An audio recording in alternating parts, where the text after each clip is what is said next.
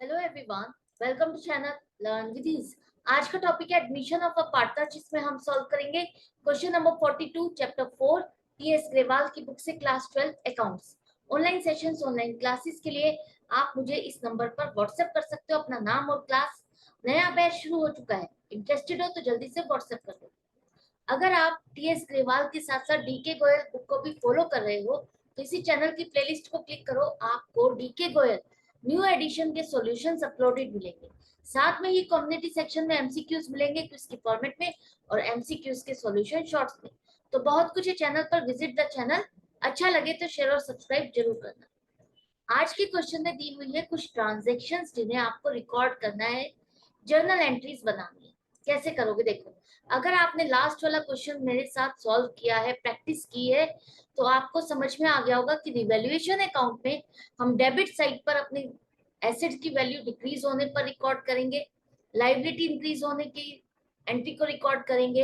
Unrecorded liabilities है तब भी आपका रिवैल्यूएशन अकाउंट डेबिट होगा। लेकिन एसेट इंक्रीज होती है, लायबिलिटी डिक्रीज होती है और कोई अनरिकॉर्डेड एसेट मिलती है तो हम क्या करते हैं, रिवैल्यूएशन अकाउंट में क्रेडिट करते हैं। तो अब आपके पास फर्स्ट ट्रांजैक्शन है जहां पर अनरिकॉर्डेड इन्वेस्टमेंट है 20,000 की। ऐसी एसेट जो आपने बुक्स में रिकॉर्ड ही नहीं की, आपने जब रिवैल्यूएशन की सब चीजों को रिकॉर्ड करना शुरू किया, चेक करना शुरू किया, तो अब आपको पता चला कि आपकी 20,000 की इन्वेस्टमेंट ऐसी है जो कि आपने बुक्स में लिखी नहीं। तो आप ऐसी इन्वेस्टमेंट को देख करके खुश होगे ना, ये तो आपके लिए फायदा है। अगर आप इसको बेचोगे तो आपको पैसा मिलेगा। तो अब हम इसके लिए क्या करेंगे, आपके लिए फायदा है तो आप इसको रिवैल्यूएशन अकाउंट पे क्रेडिट साइड पे लिखोगे। तो रिवैल्यूएशन अकाउंट में टोटल एसेट है, ये आपके लिए फायदा है, इंक्रीज या डिक्रीज नहीं है। यहाँ पर डिफरेंस नहीं लेना आपको, ये पूरी की पूरी वो एसेट है जो आपने लिखी नहीं, तो पूरा का पूरा फायदा है। तो रिवैल्यूएशन अकाउंट पे पूरा 20,000 का आप क्रेडिट करोगे और ये नई एसेट आपके पास आई है, तो आप इन्वेस्टमेंट अकाउंट रिकॉर्ड करोगे, डेबिट करोगे बुक्स में 20,000 से। आई होप आपको अच्छे से समझ में आ गया। इन्वेस्टमेंट अकाउंट डेबिट होगा, रिवैल्यूएशन अकाउंट 20,000 से क्रेडिट होगा। दूसरी एंट्री है कि आपने 5,000 के सप्लायर की एंट्री रिकॉर्ड ही नहीं की, जिसको पेमेंट करनी है। या आपकी एक अनरिकॉर्डेड लाइबिलिटी है, एक ऐसे क्रेडिटर को जो पेमेंट आपको करनी थी आप रिकॉर्ड करना ही भूल गए। तो लाइबिलिटी क्या हुई, आपकी इंक्रीज हो गई। एक ऐसी लाइबिलिटी आपको पता चली जो रिकॉर्ड नहीं की, तो लाइबिलिटी एक नई आ गई, तो आपके लिए तो नुकसान है, जिसे हम रिवैल्यूएशन अकाउंट पे कहाँ लिखेंगे, डेबिट साइड पे। तो रिवैल्यूएशन अकाउंट आपका डेबिट होगा 5,000 से। पूरी लाइबिलिटी आपने रिकॉर्ड नहीं की है, यहाँ डिफरेंस नहीं आएगा कोई भी।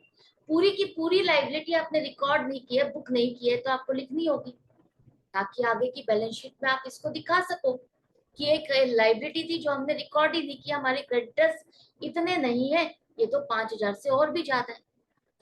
और ये सप्लायर मतलब कि क्रेडिटर है, तो क्रेडिटर अकाउंट को आप क्रेडिट करोगे 5,000 से कि ये हमारे क्रेडिटर 5,000 के और आपको मिले हैं अनरिकॉर्डेड लाइबिलिटी, अनरिकॉर्डेड क्रेडिटर अब आपने रिकॉर्ड कर दिया।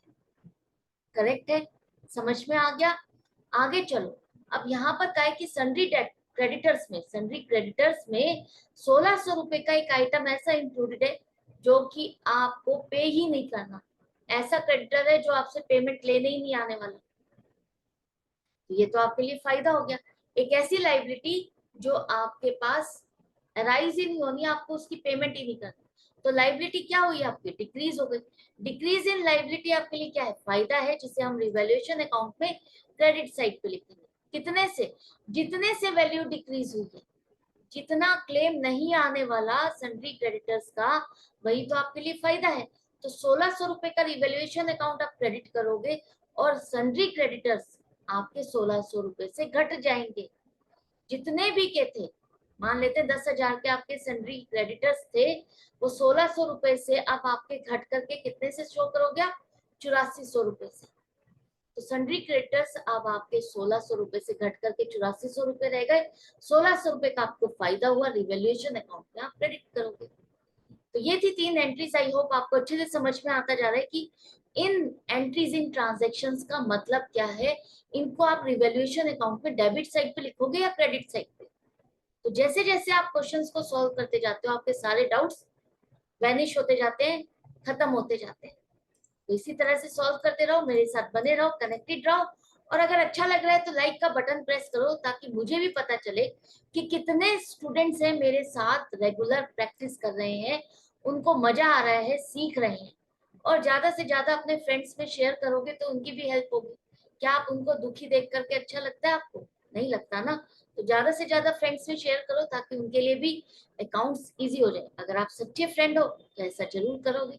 तो मिलते हैं नेक्स्ट वीडियो में नेक्स्ट क्वेश्चन के साथ। Goodbye and take care.